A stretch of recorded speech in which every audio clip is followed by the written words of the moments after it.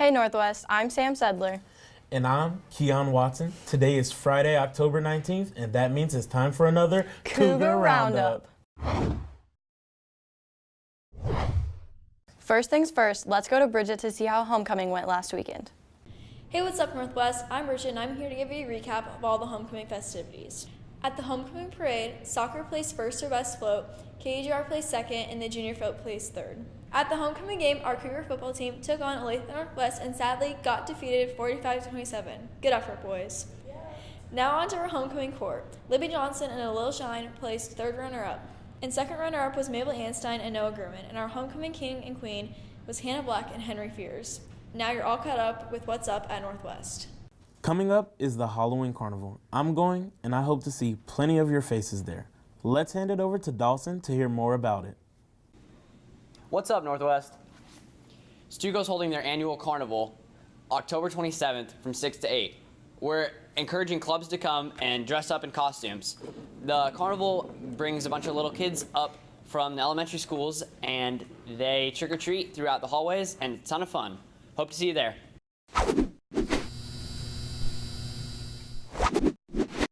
Our Northwest Special Olympics team is preparing for a basketball game tomorrow. I'll hand it over to Sophia Pope to see how they prepare for that and other team building activities.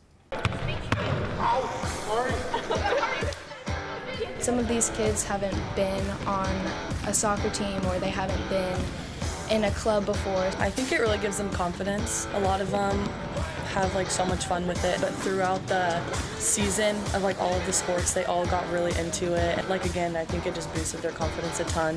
When they're put on a court or on a field and we're all interacting and doing one thing together, it helps them because they could all be part of something like a team. I think it's really good for them to be part of something and know that they're needed in certain positions in certain parts of the court.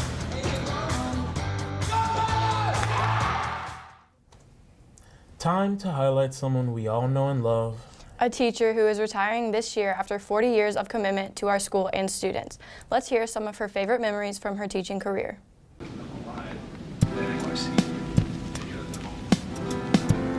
I'm Fran Koenigsdorf,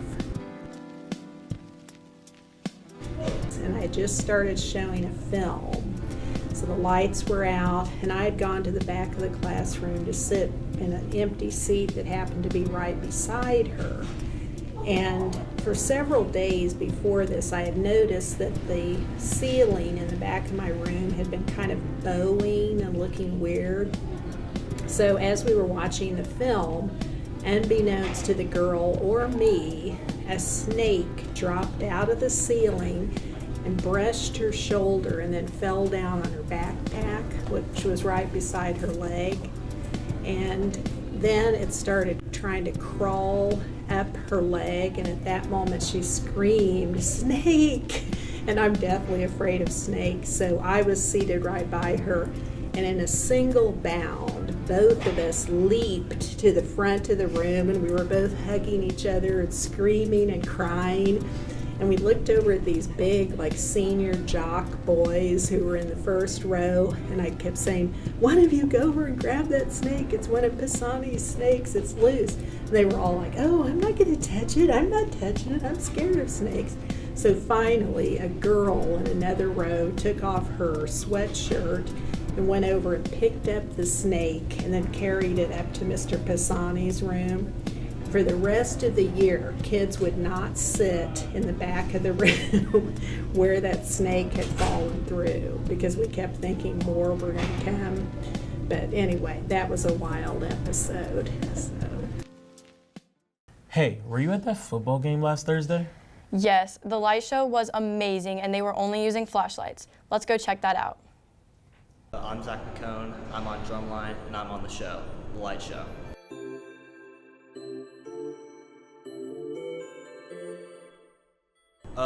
I'm on drumline, I play the tenor drums, and my role in light show is just to be loud. I'm there to make noise, I got loud instruments, and I'm gonna go for it. To prepare for the light show, you gotta know everything, because it's gonna be pitch black, you won't be able to see your instrument, you won't be able to see the ground, you just gotta know what you're doing and go for it. I am a flute player, and I was in the show. What was different about this year's light show than last year's light show was normally we have a lot of glow sticks, so everyone like tapes it with like clear tape on their bodies, and it looks like a bunch of glowing figures. Whereas this year we just had all black, and then we taped flashlights to our ankles and then had it pointing on the ground. To kick off the Ocho, let's start with soccer. They had an amazing season this year and are very excited for regionals next week. Let's pass it to Bryce for the header. Hey Northwest, let's go talk to Coach Boren as he recaps the season and talks about the upcoming regionals.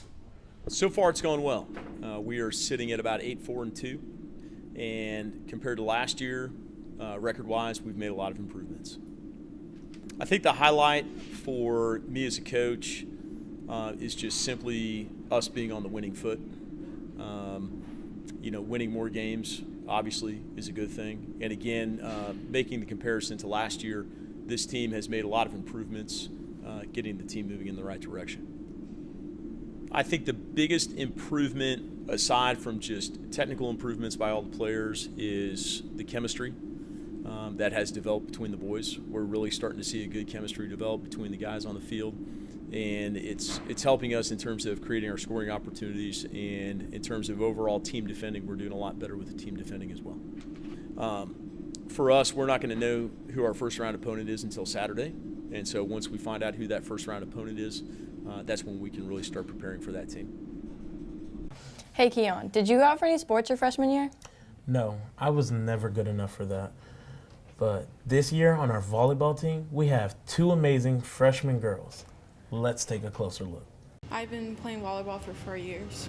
My sister started playing volleyball in middle school, and when I saw her playing, I really fell in love with the sport. I've been playing volleyball since I was 6 years old.